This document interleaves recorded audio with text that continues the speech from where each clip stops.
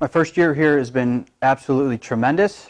We had started last summer in July. First few months meeting people, getting a lay of the land, learning the ins and outs of the school, the district, the kids, likes, dislikes, where every program was at. So did a lot of learning, listening, and started really making contributions in some of the areas that I thought could really help and move the programs forward. A lot of that was, I thought that we really needed to take pride in who we are, our brand, our logo, and so you see things like this behind me and the shirt I'm wearing, and just kind of putting that out there. In our stadium, we did some athletic appeal with some signage and stuff with our boosters right away. We signed on with BSN to elevate our training gear and uniforms. So we tied in some Nike there that the kids really enjoy. Some different signage and things, recognizing stuff around the building. Just kind of taking ownership and pride in Little Miami, our past, our present, and obviously our future with where we're going. Yeah, so my big thing when coming in, obviously I've lived in the community and was kind of looking from a distance at what was going on here at Little Miami, and I was just so impressed with the people and the potential of these programs. Tremendous youth organizations that are growing like crazy that we can't thank them enough for the effort and time they put in. They're really doing great things. So everything's kind of moving in a tremendous direction here, not just at the school but the community.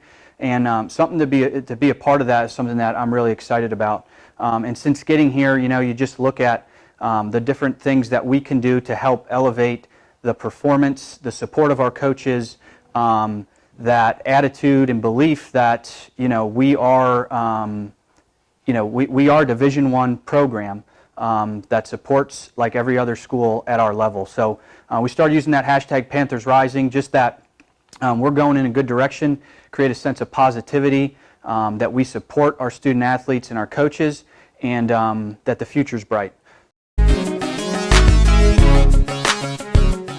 Obviously looking forward as we move into the summer months, we have a bunch of great things going on here.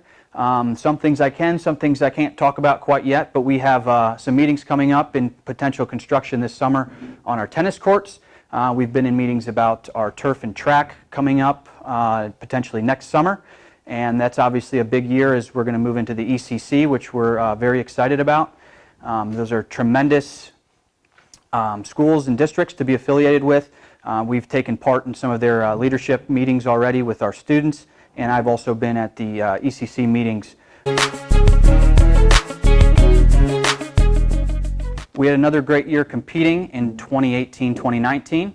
Starting off in the fall, 26 years since our football team went to the postseason.